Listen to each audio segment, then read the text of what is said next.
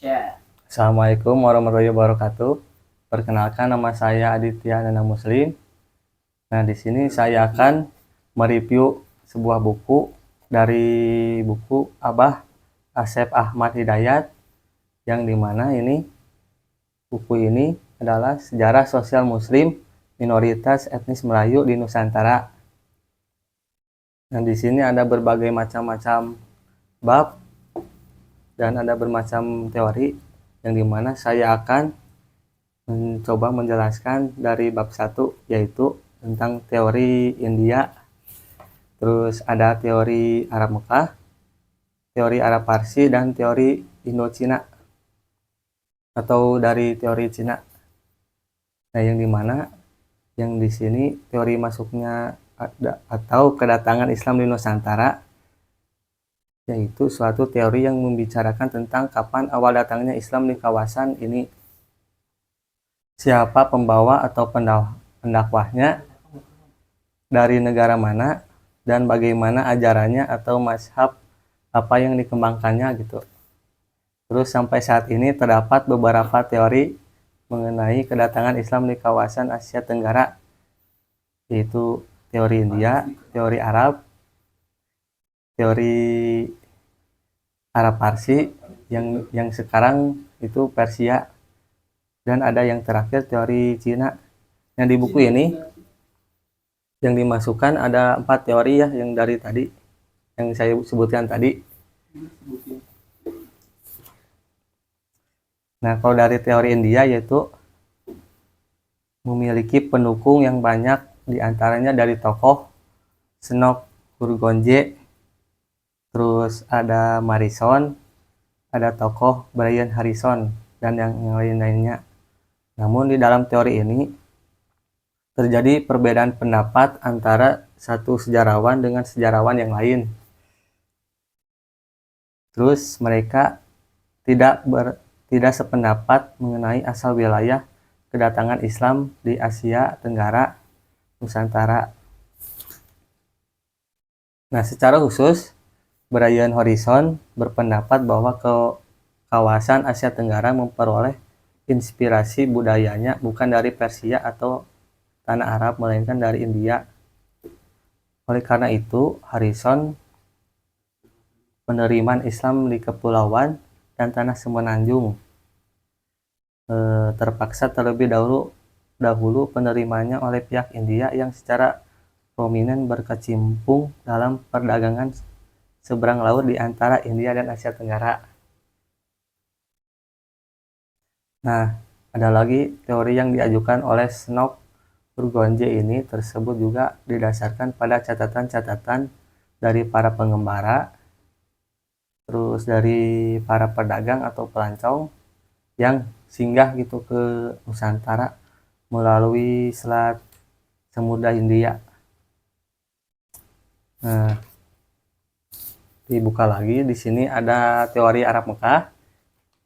Di teori Arab Mekah ini menyatakan bahwa Islam telah datang ke Nusantara sejak abad pertama Hijriyah atau abad ke-7 Masehi, langsung dari kota Mekah.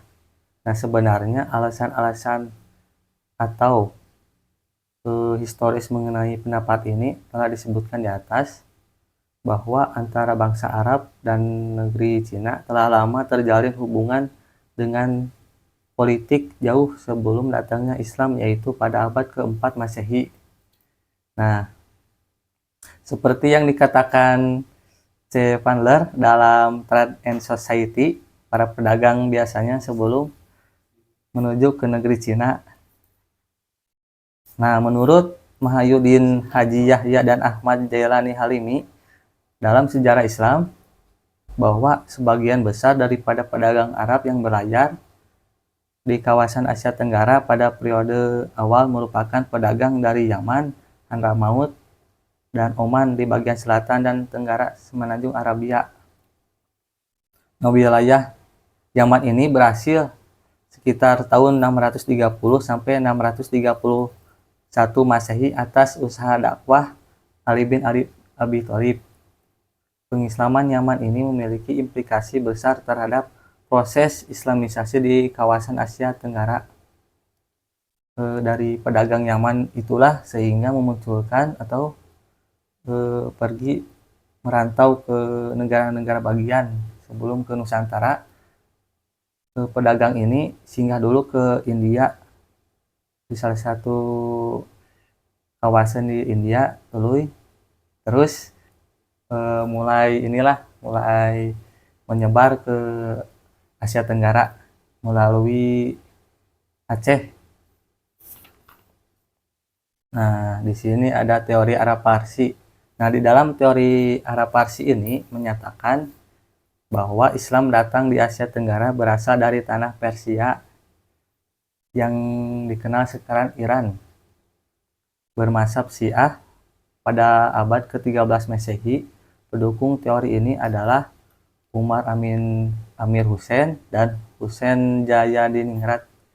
Teori ini didasarkan pada bukti-bukti sejarah berupa dijumpainya nama-nama sultan di Nusantara yang menggunakan nama Shah atau Tasi, dan juga ada peninggalan model macam makam gitu bercorak Islam di berbagai Nusantara, lebih tepatnya di Aceh ada. Selain itu, teori Arab Parsi juga didasarkan pada dua alasan, yaitu yang pertama bahwa banyak tradisi kaum Syiah yang dipraktikkan masyarakat Indonesia di beberapa wilayah, seperti di tradisi Muharram.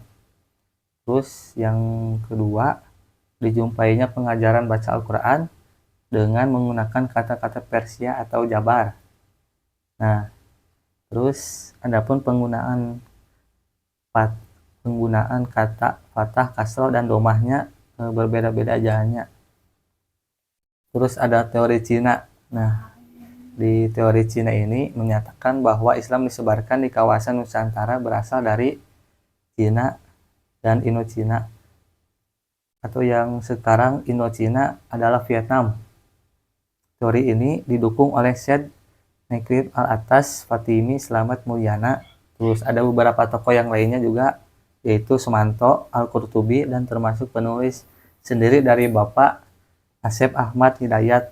Nah, bukti-bukti mengenai kedatangan Islam berasal dari Cina ini merujuk pada peristiwa pemberontakan di Kanton pada tahun 877 Masehi yang telah mengorbankan kira-kira 120.000 orang sampai 200.000 orang para pedagang Islam, yang kebanyakan para pedagangnya itu Arab dan Persia.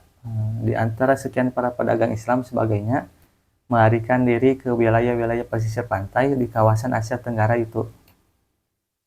Nah, ada lagi ini dari tokoh Slamet Mulyana pada tahun 1968 dalam runtuhnya kerajaan Hindu, Jawa, dan timbulnya negara-negara Islam di Nusantara. Tidak hanya berpendapat bahwa Sultan Demak adalah seorang peranakan Cina, namun menyimpulkan bahwa para wali Songo adalah orang peranakan Cina gitu.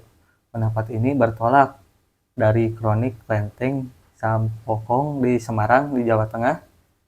Misal menyebutkan bahwa Raden Patah memiliki nama Cina Pangeran Jinbun Arya Damar, nama Cinanya Xuan Liong, dan Sultan Trengganu memiliki nama Cina panggilan Tung Kalau.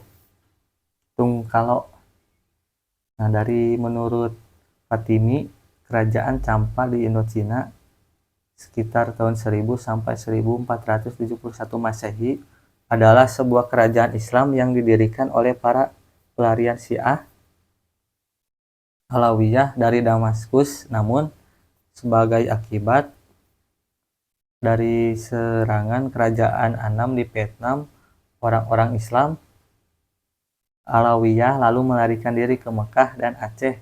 Alasan ini didasarkan pada bukti adanya batu prasasti di Trengganu yang bertuliskan tahun 1386.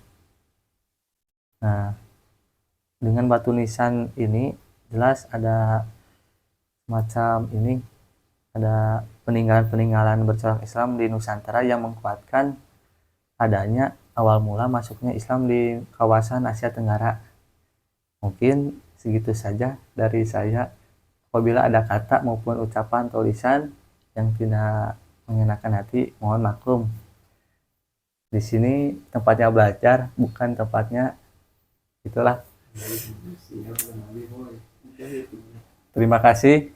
Baik untuk teman-teman yang sudah menonton sampai saat ini. Terima kasih banyak. And jangan lupa like, comment, and subscribe. Thank you.